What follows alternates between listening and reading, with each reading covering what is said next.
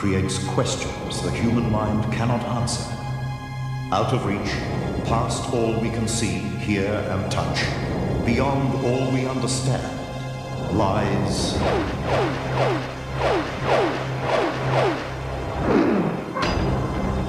the extraordinary. The extraordinary is the miracle of Arlette Schweitzer and her daughter, Krista. And we laughed and we cried and we cried and we cried. It really was a miracle. The Lord blessed us. Krista conceived her children, but her mother carried the babies for the entire pregnancy and gave birth to her own grandchildren. It is the strange sighting at the burial place of the famous German fighter ace, the Red Baron. I knew it wasn't a defect in the film.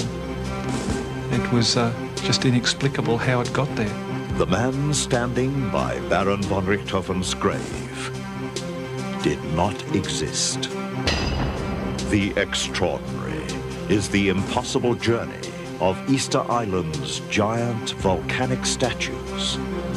Even scientists call them the statues that walk. It is the night television star Ann Wills came face to face with death. Not her own, but that of her beloved husband. I know in my heart he came to say, sweetie, get ready, you know, because all hell's going to break loose in a minute. The extraordinary is the story of Cheryl Honeycomb and a discovery against insurmountable odds. I just became so excited. A freak coincidence that reunited a family. Just some of the stories that lie beyond our normal understanding. Tonight on The Extraordinary. You'll find the luck involved in that story quite unbelievable. Good evening. I'm Warwick Moss. It's easy to look too deeply for the unexplained. Sometimes the most unfathomable events of life are the most common and go by unrecognized until nature or science jolts us awake to their wonder. Such an awakening happened recently in America, and we were reminded that of all the miracles of all the ages of man on earth, there remains one that stands above all else.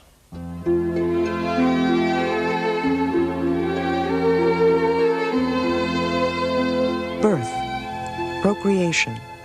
It is so simple that we are here.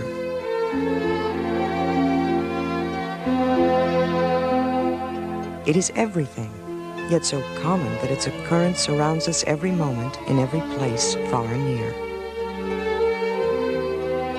Babies are born by the millions every day. Miracles of nature we take for granted, yet love unconditionally. We don't miss them till we have them, and when we have them, we fear for them like life itself. Miracles common to the world over, until some force of nature says no, and then all that seemed important is pushed afar. Nature said no to 15-year-old Krista Schweitzer 8 years ago when she went for a medical check at her local clinic in South Dakota. And at that appointment, she found out at an early age that she was not one of the millions who could take life for granted. Krista was born without a uterus and could never be a mother. I remember sitting there being devastated that something was wrong with my body, you know, that I didn't have a uterus. You know, that was a shock alone. And then I sat there and I just thought, oh my gosh, this means I can't have children. So it took a couple minutes and then it hit me. It's just like the bottom dropped out of the world for a few moments. You can't even think clearly. It's such a shock because you're looking at someone that looks perfectly normal, perfectly healthy on the outside, and to find out that there's something, you know, tragically wrong. A mother was all Krista ever wanted to be. There were tearful moments between Krista and her own mother, Arlette Schweitzer. Arlette knew her daughter well. When she was a little girl, she'd say to me, when I grow up, I'm going to be a mommy. And she'd write it in her little book, her little school book, I'm going to be a mommy every year. And when she was a freshman in high school, she had written a paper, a theme paper on vocations, and her vocation was to be a mother. And on the way home, I remember I put my arms around Krista and I said, God has something special in store for you, Krista. I don't know what it is, but I know he does. And I really, truly felt that. And in subsequent meetings with medical experts, there was a moment when the faint outline of a dream formed between them. It happened spontaneously.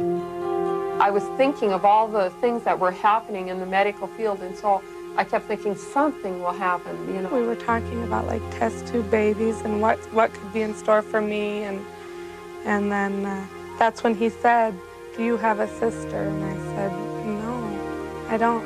And I said, in jest really, I said, I wish you could transplant my uterus. You know, so much is going on. I wish you could transplant my uterus. I'm not going to use it anymore.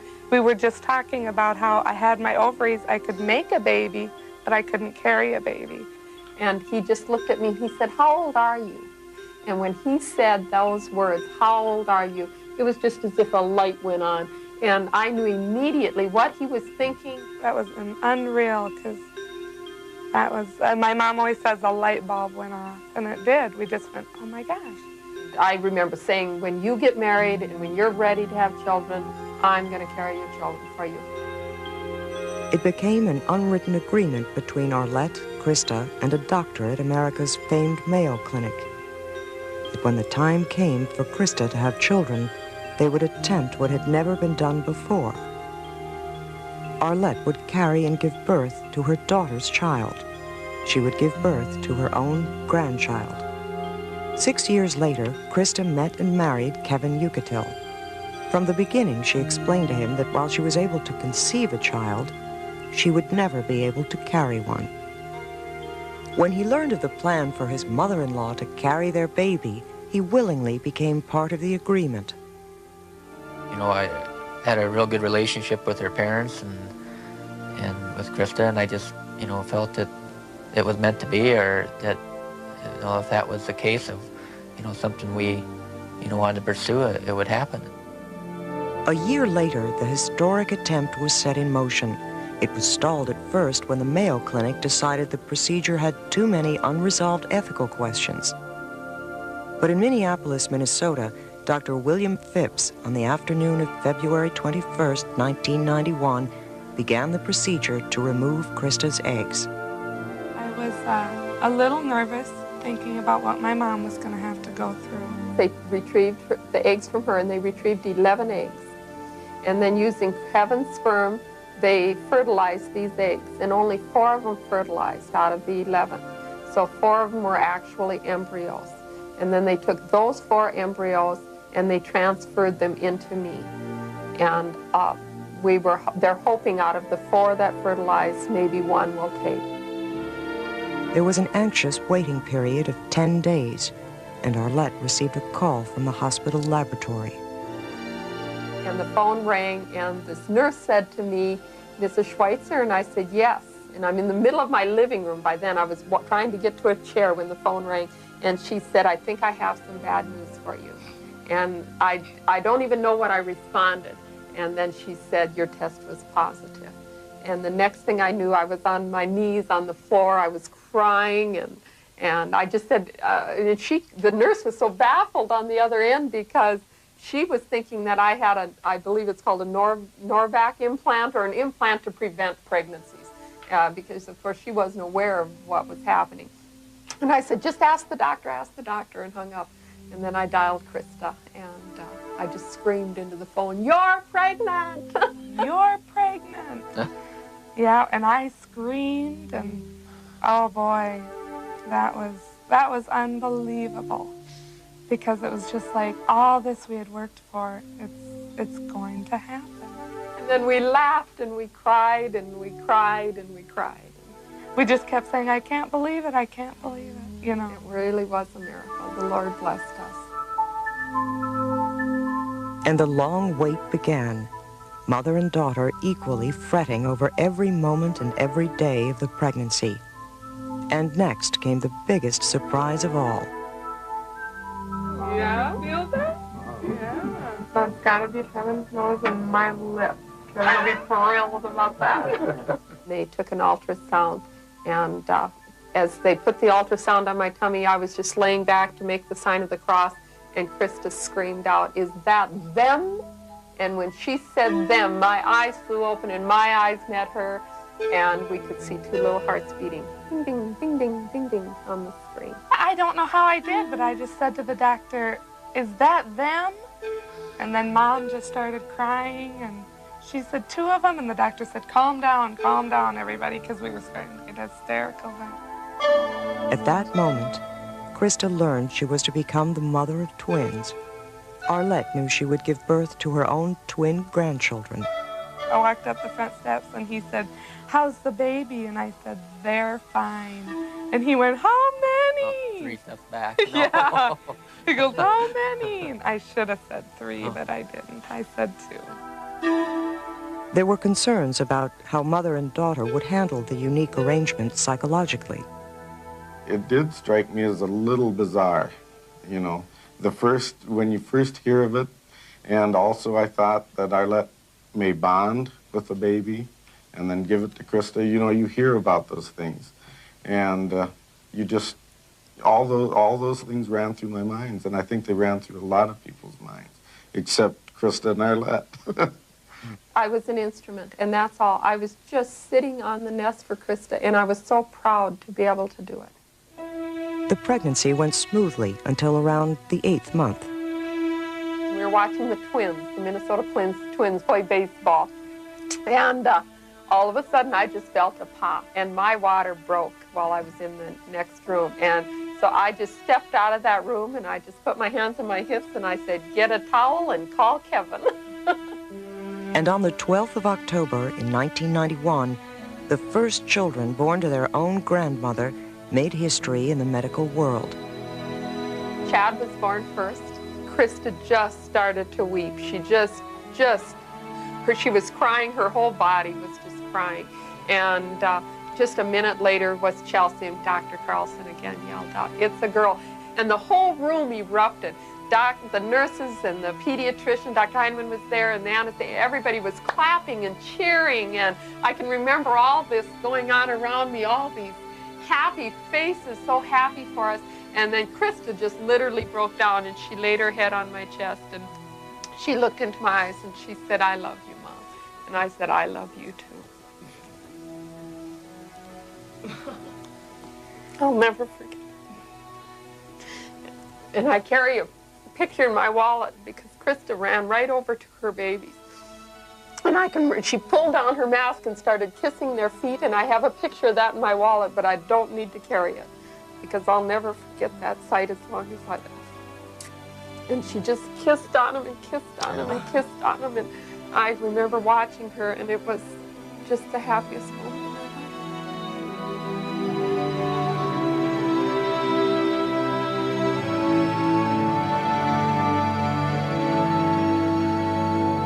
Today, the twins, Chad and Chelsea, are 2 years old. A proud grandma and her daughter share a bond unlike any other mother and daughter in the world.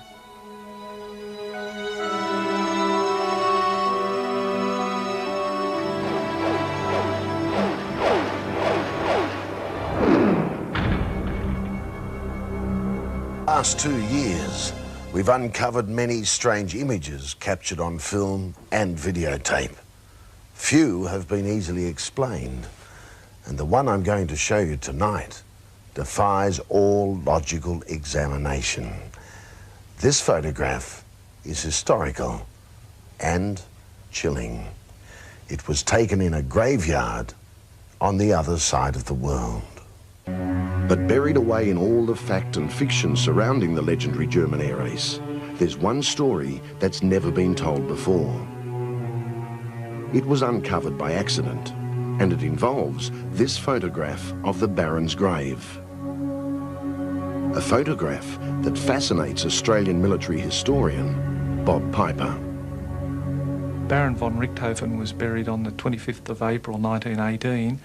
It looks as if the photograph was taken that very day or shortly thereafter by the fresh flowers that appear on the grave. Zoom in to the right. There is the grave, there are the wreaths. But take another look. Zoom in to the left. And if you're as keen-eyed as Bob Piper, you'll see a mysterious, almost ghostly figure wearing an airman's jacket. A figure who has hovered here in this print for almost 80 years. I'm also a black and white photographer as part of my hobby, and I knew it wasn't a defect in the film. It was just inexplicable how it got there. We did try to find out how, but along the way, we became more and more intrigued by this Baron von Richthofen, the man and the myth. When you go on the trail of the Red Baron, a good place to start is the Australian War Memorial in Canberra. There, you'll find curator David White and one of the largest collections of von Richthofen memorabilia in the world. There are photographs. There's his compass. There are even remnants of his famous Fokker triplane. The Red Baron seemed invincible. Just the day before he was shot down, he notched up his 80th victim.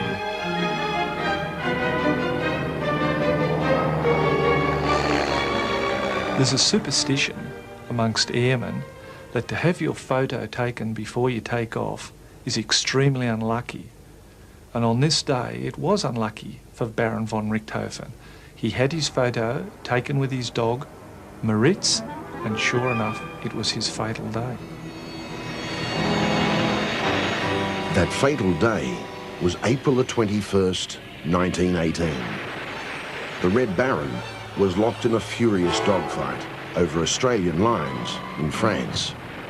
His airborne foes were on the attack, and on the ground, the Allied gunners were pounding away. I think Richthofen's fatal mistake was to descend close to the ground where he would not have been able to see people firing at him from all different directions simultaneously.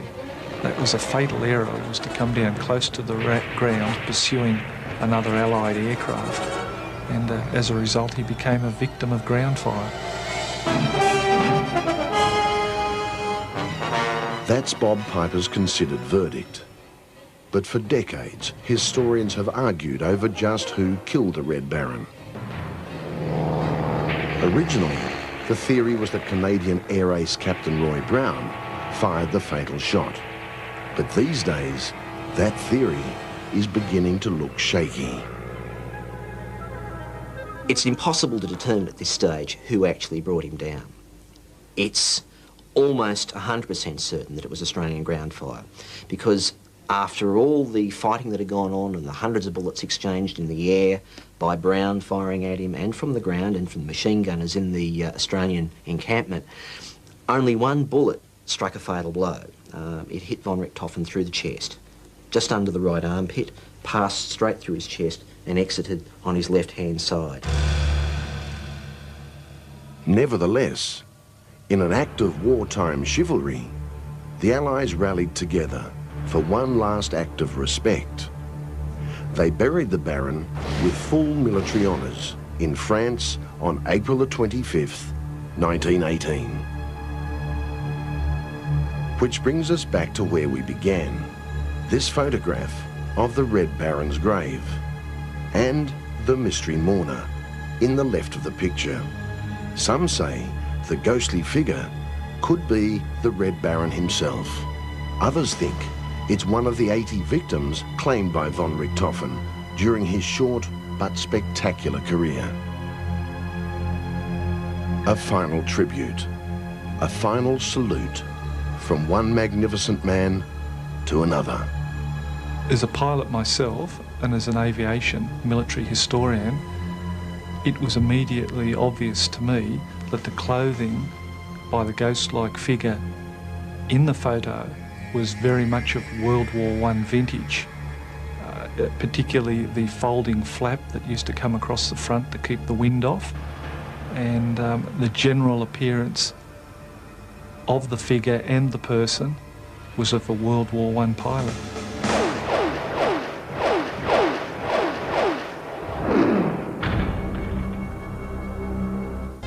Among the famous wonders of the world, the statues of Easter Island see less tourists than the pyramids or England's Stonehenge. But the wind-blown mystery of these huge stone emblems has fascinated and confounded science since modern man first discovered them in the far reaches of the Pacific 2 centuries ago. It is impossible for them to exist where they do. But don't tell that to the natives.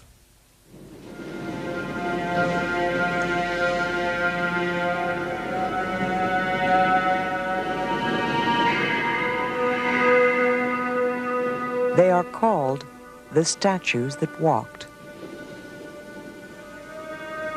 They are carved by ancient man and stand from 3 to 10 meters high.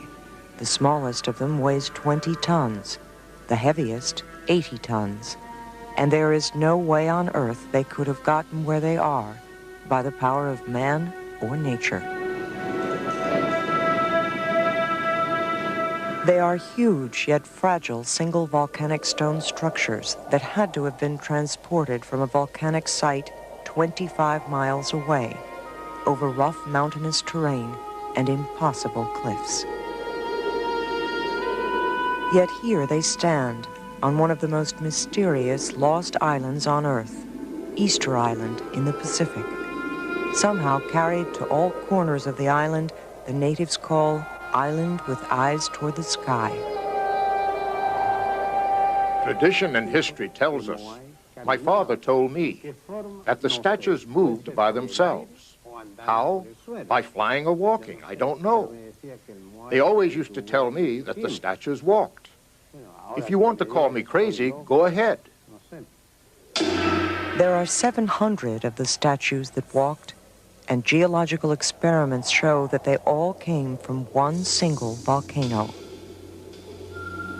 Easter Island, 4,000 kilometers from any other coastline, was cut off from the rest of the world for centuries before explorers discovered it in the 18th century. Many of its secrets remain unexplained, but the greatest wonder for science is the history of its stone soldiers. The terrain is mostly bare of trees, so wooden rollers seem an unlikely mode of their earliest transport. They are too heavy for any boat of the past to have carried them such great distances. No scientific expedition has ever returned with any better explanation than the native word mana, a Polynesian word for some paranormal force. Mana is a term that does not fit easily into a narrow definition. However, if we translate the word from Polynesian, it is the word power that comes forth. This power is obviously a spiritual power. Irrational. Exceptional. And which certain beings or objects possess.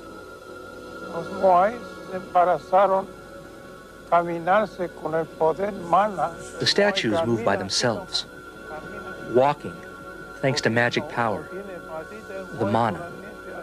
The statues walk like that because they have no legs. They go like that by pivoting. The 2,000 islanders seem far more at ease with the mystery than their newer world guests. They readily accept the mana force in their midst, and the men still gather in stone grottos to draw upon the extraordinary power they believe can achieve the impossible.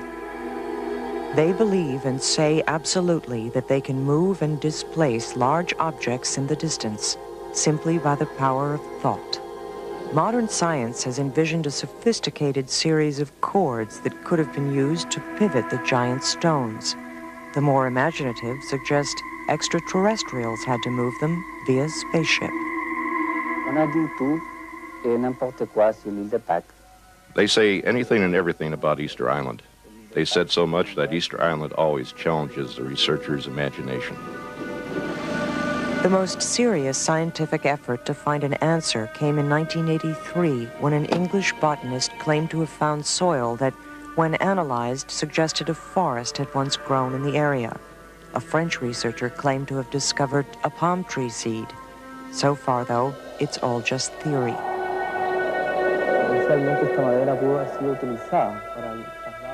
In principle, it's true that this type of tree could have been used to transport the statues, but we have no concrete proof that this was the case. No one knows if it happened like that or not. Until modern researchers do come up with an explanation, most of them are prepared to give the native explanation equal weight.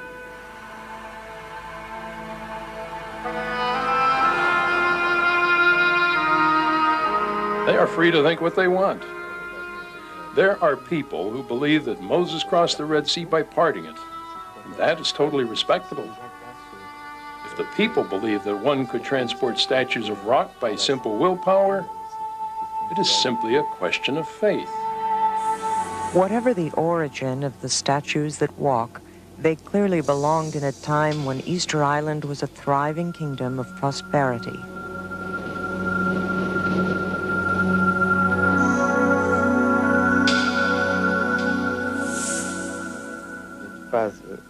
There was a phase where they constructed a lot of monuments, where they sculpted statues and transported them to the monuments, and then suddenly everything seems to have stopped. To this brutal change, we have attributed several causes. The most evident is that there was no longer any vegetation at their disposal. The people had completely exploited their natural milieu. Another hypothesis is that after unfavorable climatic circumstances, the vegetation was weakened. We are speaking really of an ecological catastrophe. The culture that grew here grew in isolation from the rest of the world. They created religions and rites which exist nowhere else among mankind. Overpopulation, famine, or tribal warfare brought a once grand civilization to a halt, but left behind a people and 700 mysterious monuments that may leave the rest of the world guessing for all time.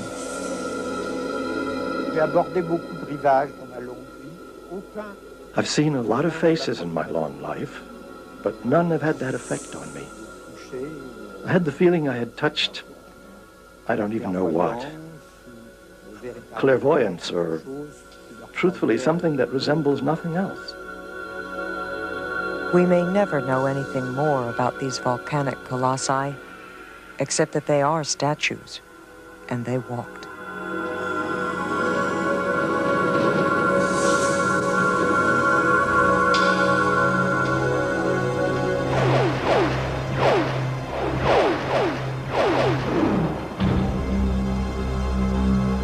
She has one of the happiest dispositions anyone could hope for. A bright, smiling personality, a career on television, and more awards for popularity than anyone else. But Ann Wills has a dark hole in her life, a wound that only those who have lost a loved one can understand. Ann's loss did not happen out of the blue. She had a premonition that warned her of the death of the man she loved. Welcome! I need some more height here. I'll get these higher. Then you can play in the NFL. Look at these. What can I say? Ooh, look, behold. Hi, here. Look at this ensemble. You have every color there. If you can't wear one, wear them all. Look at these.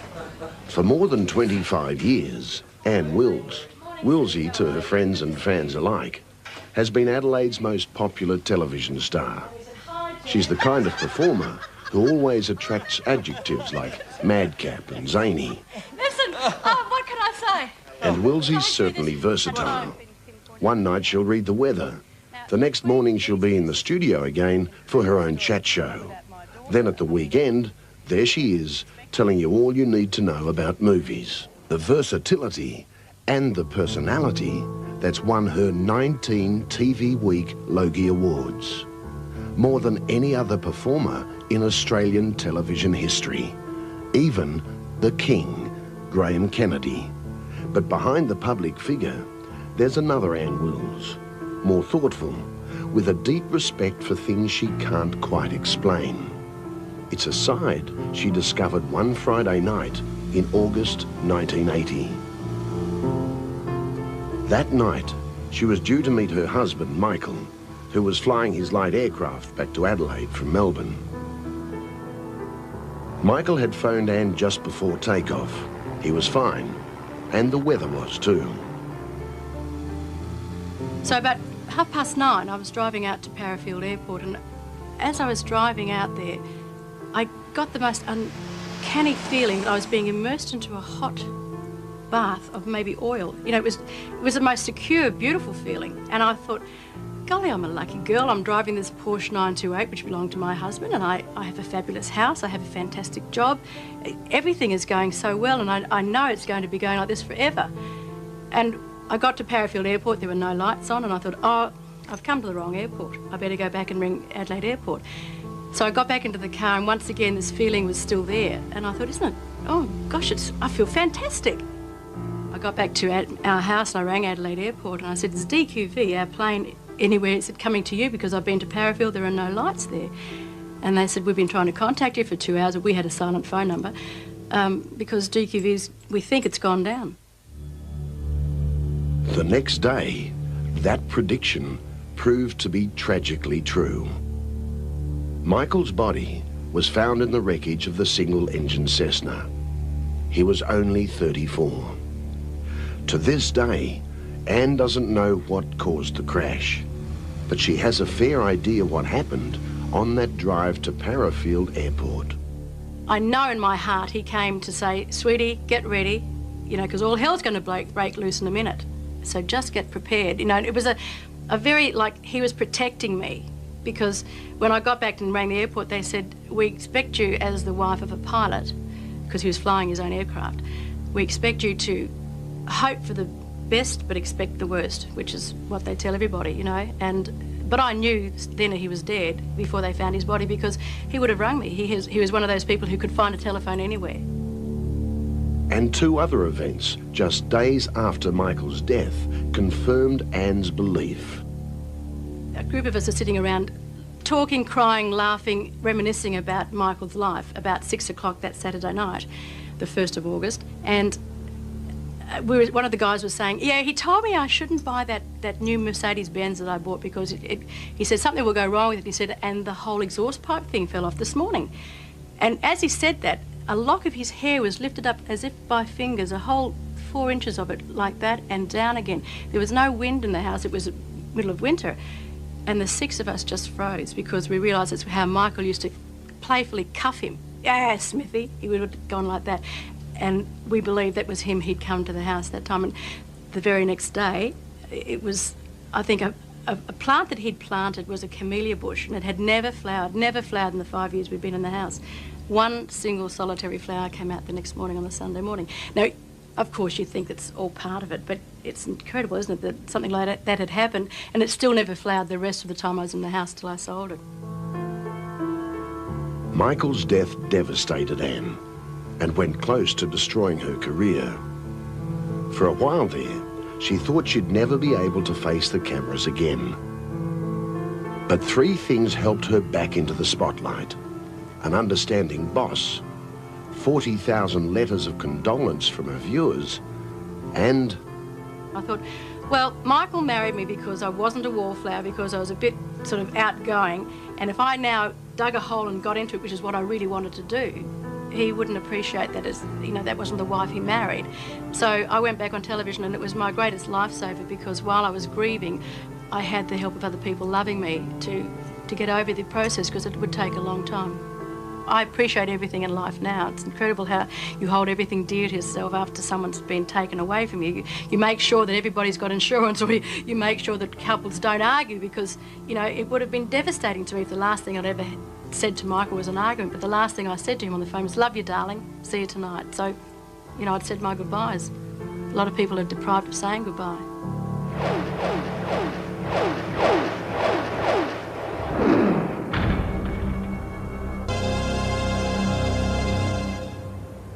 Luck plays a large part in the lives of most of us. Sometimes it confronts with bad results, other times with something good. We've all heard stories of lucky breaks, lucky decisions that result in windfall profits, chance happenings that change the course of people's lives. This is the story of luck, chance, call it what you will, that has no logical explanation. That's Thomas, Uncle Tom. For the last 16 years, Cheryl Honeycomb and her family have had a passion for the past. It's called genealogy, searching for their ancestors, drawing up their family tree. My grandmother's mother was born a Wilson, and she was born in Kurrajong, and when I traced back further into that Wilson family, I discovered my great-great-grandfather Job had come as a convict on the Guildford in 1812. Job Wilson's heinous crime was stealing a gentleman's jacket worth the princely sum of 5 shillings. But in 1816, Job was pardoned by Governor Macquarie and settled at Kurrajong in the Blue Mountains. Like the biblical Job, I guess, Job had a very large family, and that family had large families, and their families had large families, and as a consequence there are Wilsons from that family all over Australia and have a similar interest as I do in tracing their roots. A leaf, a branch at a time. Over the years, Cheryl's family tree began to take shape. One particular ancestor captured her imagination. Her great-grandmother, Phoebe Jane Wilson. The hunt began for documents and photographs so that Cheryl could piece together the story of Phoebe Jane's life.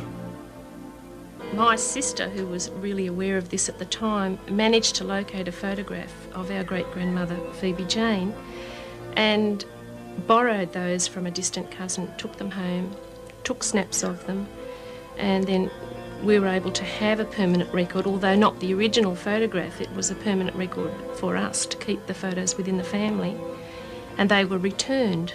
And our fear was that perhaps one day, when the people that owned those photos passed away, that they would go out of our hands, out of the family's hands, and be lost. The treasured copy of great-grandmother's photograph was filed away.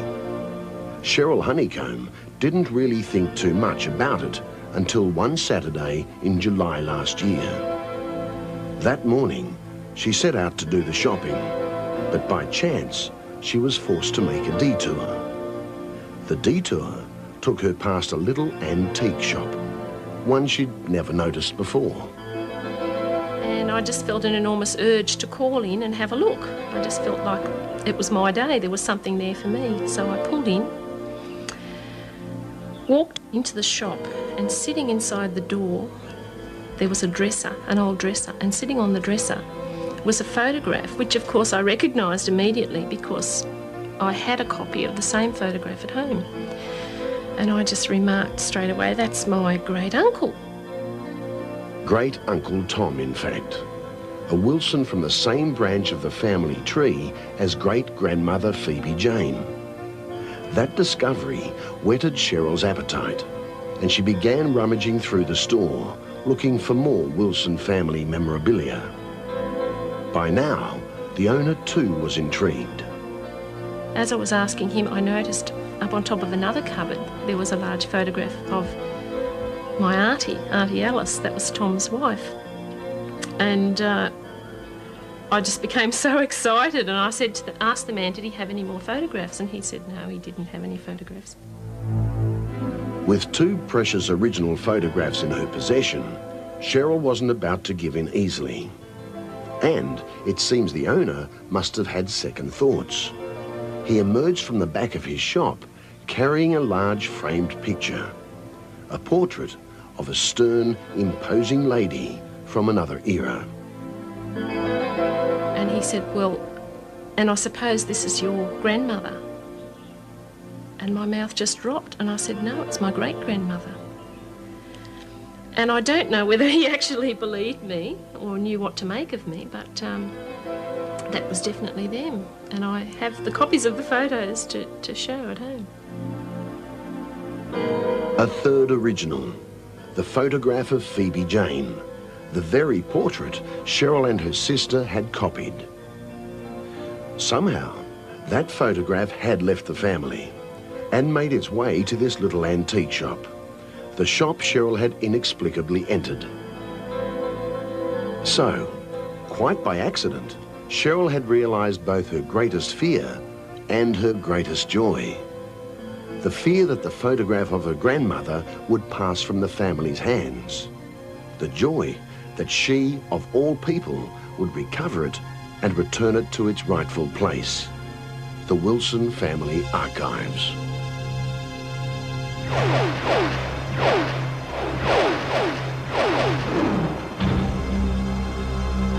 In the future. Oh, there he goes. Well, the big one I first filmed was, it looked like it was about 7.5, 8 feet tall and weighed 700 pounds. And then I lost it in the bush, and I was looking with my camera, and then I seen this little one that's coming right at me. Oh, God. There's two of them, I guess.